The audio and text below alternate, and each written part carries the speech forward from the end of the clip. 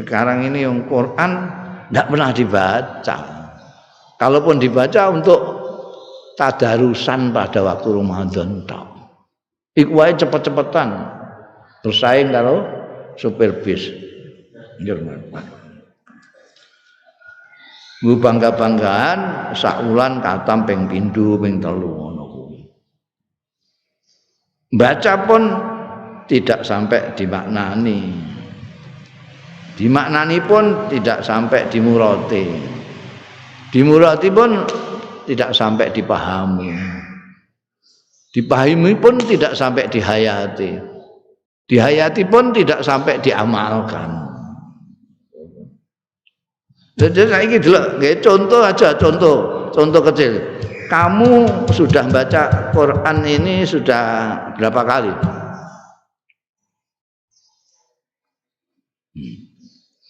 Berapa kali? Wah, nggak hitung. Kamu sudah pernah baca surat Al-Hujurat, surat yang ke-49 itu, sudah pernah? Isinya apa saja?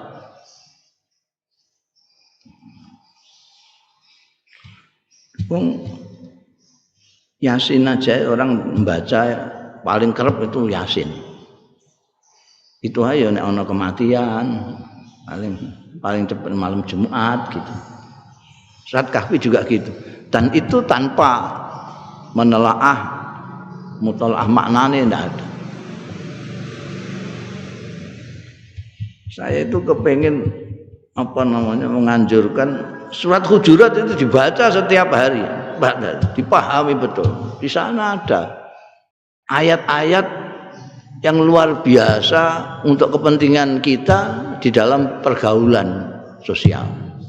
Tidak pernah dibaca.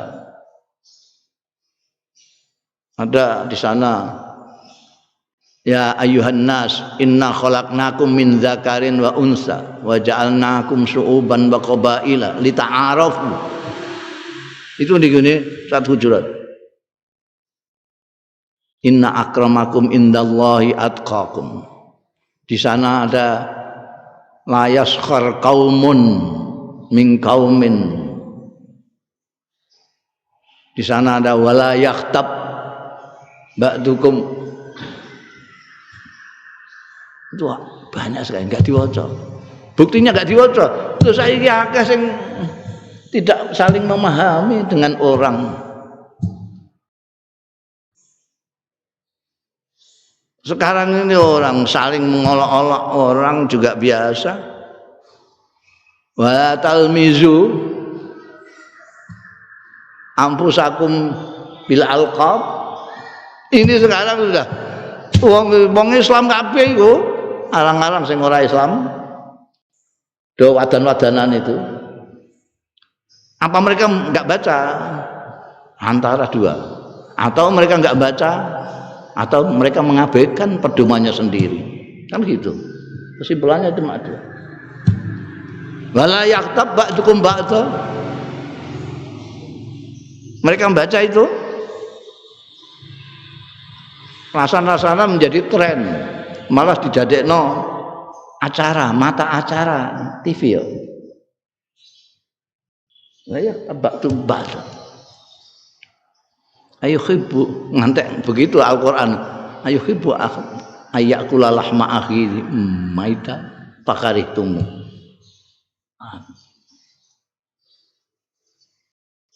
Suudzon inna ba'dadzon itu enggak dibaca.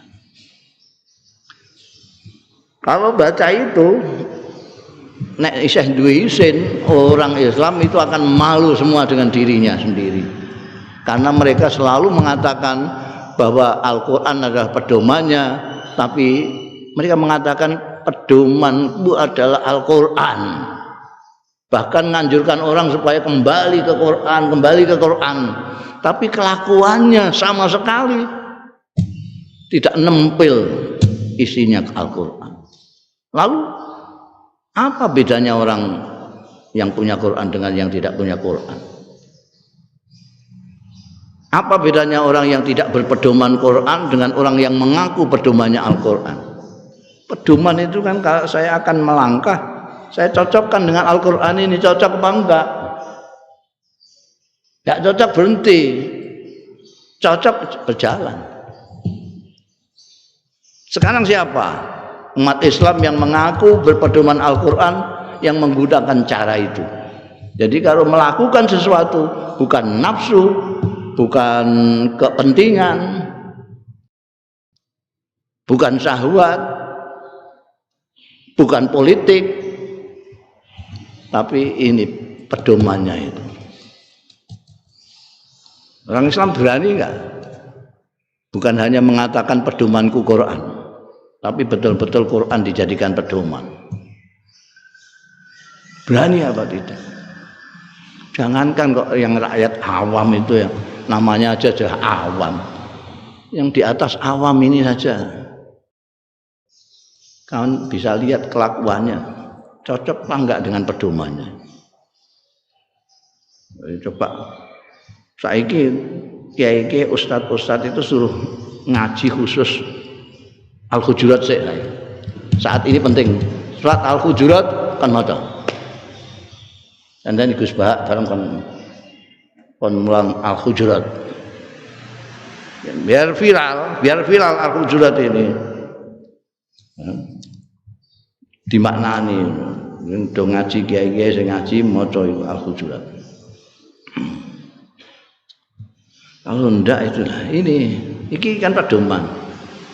Walau sya'allah maqtatalal ladzina min ba'di ma ja'athumul bayyinat. Jadi Gusti Allah itu memang maha semau gua tenan. Memang maha semau gue.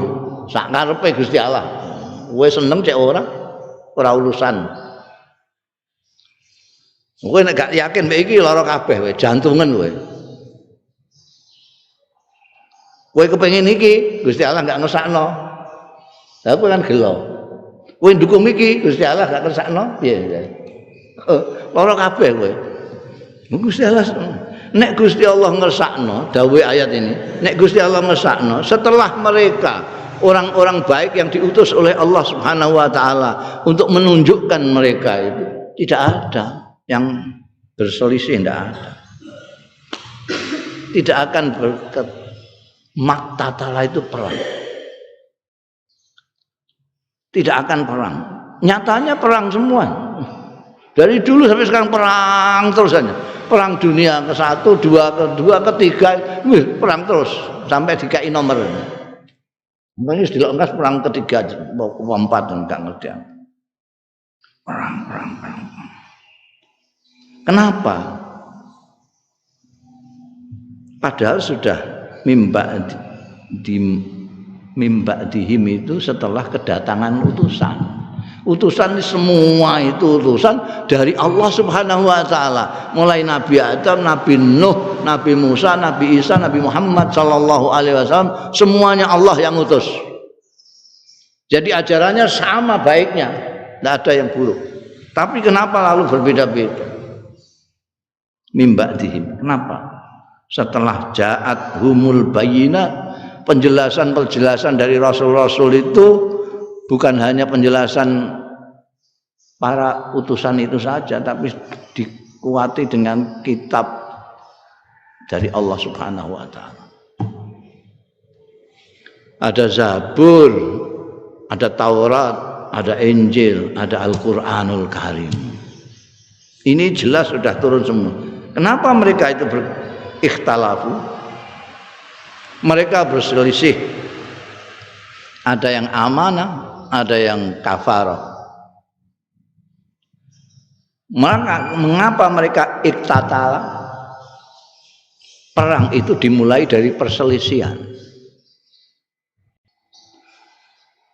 Karena perselisihan yang berkepanjangan menjadi makin tajam, akhirnya pakai fisik, akhirnya perang. Perang-perang itu bermula dari perselisihan. Adu cangkem saya asal. Adu cangkem. Nemene perang. Iktatalu sakwise ikhtalafu. Maka ajarannya Kanjeng Nabi Muhammad sallallahu alaihi wasallam, nabi kita, nabi akhir zaman ini, itu kita diminta supaya jangan berlebih-lebihan dalam segala sesuatu. Termasuk di dalam beragama. Al-ghulu fiddin, tidak boleh. Tidak boleh berlebihan. Karena kalau berlebih-lebihan, kamu berlebih-lebihan meyakini keyakinanmu sendiri, itu bisa kamu terus menganggap keyakinan orang mesti salah. Kalau kamu berlebih-lebihan meyakini pendapatmu sendiri, itu kamu pendapat orang lain kamu anggap tidak ada. Akhirnya apa? Karena kamu menganggap paling benar, maka orang lain kamu anggap salah. Terus kamu elek-elek, salah, kamu salah, kamu salah, kamu salah, kamu. Kalau kamu merasa Islam, orang lain kamu bilang kafir, kafir, kafir, kafir. Sana nggak terima mesti ya. Wong sana juga punya akal pikiran, bantah. Kamu bantah lagi, karena bantah lagi. Sesuai enggak bantah-bantahan, tapi pisu-pisuan. Enggak ada bantah-bantahan sekarang, yang ada tinggal pisu-pisuan. Ini sudah gawat, sudah lagi iktatala. Makanya tidak usah berlebih-lebihan. Makanya ajarannya ulama-ulama kita kan seperti Imam Syafi'i apa ya, pokoknya imam ijtihad atau imam mujtahid itu mengatakan pendapat kita benar tapi berkemungkinan salah. Pendapat orang salah tapi berkemungkinan benar. Itu namanya pendapat. Kecuali itu dawuh Allah Ta'ala, tidak bisa dimaknani apa-apa. Kalau namanya masih ijtihadi ya, pendapat itu jangan dianggap seperti dawuh Gusti Allah, itu salah-salah bisa menjadi syirik gitu. Kalau kita menganggap pendapat kita mutlak benar, itu berarti kita menyamakan dengan Allah Subhanahu wa taala. Karena yang mutlak benar hanya Allah Ta'ala. Mengapa kita memutrakkan diri kita sendiri? Karena kita berlebih-lebihan menyintai diri kita sendiri, pendapat kita sendiri, keyakinan kita sendiri. Seolah-olah orang lain salah semua. Ada orang mengkafirkan orang lain karena dia merasa paling top, kayak orang Khawarij itu. Semua orang dianggap kafir semua, kecuali dia. Itu enggak mikir itu. Lah nek ndekne tok sing iku kan swarga kan komplang. Isine mau ndekne tok. Rumangsane swarga iku kok sak omahe ndekne ngono piye? Sing mlebu swarga ndekne tok mergo sing liyane sesat kabeh. Padahal swarga iku ardhas samawati wal ardh. Orang tanya.